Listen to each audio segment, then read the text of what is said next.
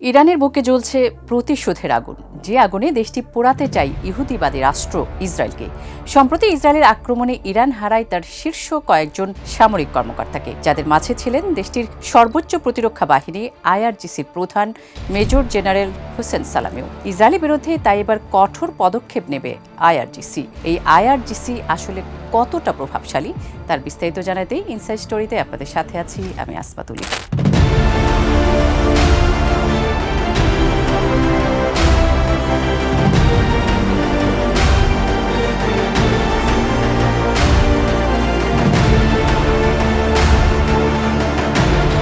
Islamic Revolutionary Guard Corps IRGC ইরানের সশস্ত্র বাহিনীর সবচেয়ে শক্তিশালী শাখা। আইআরজিসি ইরানের সরকারি সামরিক বাহিনীর অংশ, দেশটির রাষ্ট্রযন্ত্রের মূল হাতিয়ার। ইরানের ইসলামিক রেভলিউশনারি গার্ড মূলত একটি সামরিক, রাজনৈতিক ও অর্থনৈতিক শক্তি, যা দেশটির ইসলামী শাসন ব্যবস্থার প্রতি ভেতর ও বাইরে থেকে আসা যে কোনো হুমকি প্রতিরোধে কাজ করে।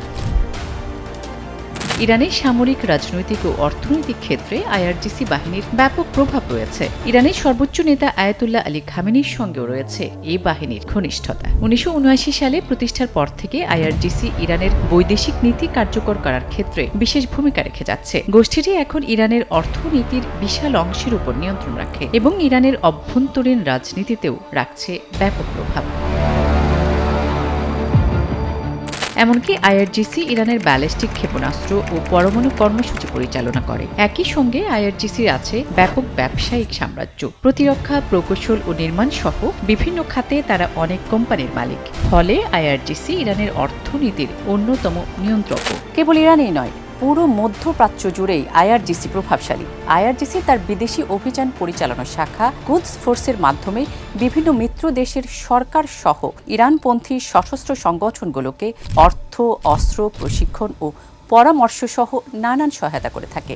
এই বাহিনীর প্রায় 2 লাখ সক্রিয় সদস্য আছে নিজস্ব স্থল, নৌ ও বিমান বাহিনী। রয়েছে একটি গোয়েন্দা শাখাও, তারা ইরানের কৌশলগত অস্ত্র তদারক করে। ইরানের সেনাবাহিনী ও ইসলামী বিপ্লবী গার্ড বাহিনীর আলাদা আলাদা স্থল, বিমান ও নৌবাহিনী রয়েছে। আইআরজিসি মূলত ইরানের সীমান্ত নিরাপত্তার দেখভাল করে। আইআরজিসির অধীনে কুদস ফোর্স নামের একটি বিশেষ বাহিনীও রয়েছে। কুদস ফোর্স মূলত প্রতিরোধের অক্ষ নামে পরিচিত। মধ্যপ্রাচ্য জুড়ে ইরান সমর্থিত মিলিশিয়াদের সশস্ত্রকরণ, প্রশিক্ষণ ও সহায়তার দায়িত্বে থাকা একটি বিশেষায়িত ইউনিট। ইরান সমর্থিত আঞ্চলিক গোষ্ঠীগুলোর মধ্যে রয়েছে লেবাননের হিজবুল্লাহ, ইয়েমেনের হুথি, সিরিয়া ও ইরাকের শিয়া মিলিশিয়া বাহিনী এবং গাজার হামাস ও ফিলিস্তিনের ইসলামিক জিহাদ। তবে যুক্তরাষ্ট্র ও তার পশ্চিমা মিত্রদের মতে আইআরজিসি বিশ্বজুড়ে সন্ত্রাসবাদের পরিকল্পনা করে, সংগঠিত করে এবং চালায়। এছাড়াও আইআরজিসি অন্যান্য সন্ত্রাসী গোষ্ঠীর তৈরি, সমর্থন ও নির্দেশনা দেয়। ফলে 2019 সালে আইআরজিসিকে সন্ত্রাসী সংগঠন হিসেবে তালিকাভুক্ত করে যুক্তরাষ্ট্র। আইআরজিসিকে সন্ত্রাসী সংগঠন হিসেবে তালিকাভুক্ত করে পশ্চিমারাও। যুক্তরাষ্ট্রের মতে মধ্যপ্রাচ্যের দেশগুলোর মধ্যে ইরানের হাতেই সবচেয়ে বেশি ব্যালিস্টিক ক্ষেপণাস্ত্র আছে। এছাড়া বাসিস প্রতিরোধ বাহিনী নামের আধা সামরিক বাহিনীকেও নিয়ন্ত্রণ করে আইআরজিসি, যারা ইরানের ভেতরে ভিন্নমত দমনের কাজে সহায়তা করে। তবে যুক্তরাষ্ট্র সহ পশ্চিমাদের হুমকি থামকিতে মোটেই ভীত নয় আইআরজিসি, বরং বারবারই যুক্তরাষ্ট্রকে উল্টো হুঁশিয়ারি দিয়ে আসছে প্রতিষ্ঠানটির শীর্ষ ব্যক্তিরা। এমনকি ইসরায়েলের বিরুদ্ধে অপারেশন ট্রু প্রমিস 3 পরিচালনা করে ফেলেছে আইআরজিসি। জ্বালানি তেল ইরানের প্রধান বৈদেশিক মুদ্রার উৎস। ইরানের তেল শিল্পের উপর ব্যাপকভাবে প্রভাব রয়েছে দেশটির বিপ্লবী গার্ড আইআরজিসির, যা ক্রমে বৃদ্ধি পাচ্ছে।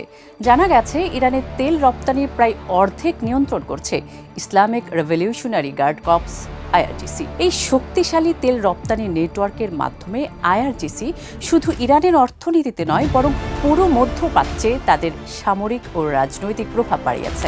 মার্কিন নিষেধাজ্ঞার পরেও তেল বিক্রি থেকে ইরান বছরে প্রায় মিলিয়ন মিলিয়ন ডলার আয় করছে। এই আয়ের বেশিরভাগই চীনের মতো ক্রেতাদের কাছে গোপন পথে পৌঁছাচ্ছে। আইআরজিসি তেল রপ্তানির জন্য একাধিক ঘোস্ট ট্যাঙ্কার ব্যবহার করে। 2018 সালে যুক্তরাষ্ট্রের তৎকালীন প্রেসিডেন্ট ডোনাল্ড ট্রাম্প নিষেধাজ্ঞা পুনর্বহাল করলে আইআরজিসি তাদের কৌশল বদলে তেল রপ্তানি শুরু করে। আগে তেল রপ্তানির বিষয়টি মূলত জাতীয় তেল কোম্পানি এনআইওসি পরিচালনা করত। তবে আইআরজিসি তাদের দক্ষ কৌশলের কারণে এই খাতে দ্রুত প্রভাব বিস্তার করতে পেরেছে।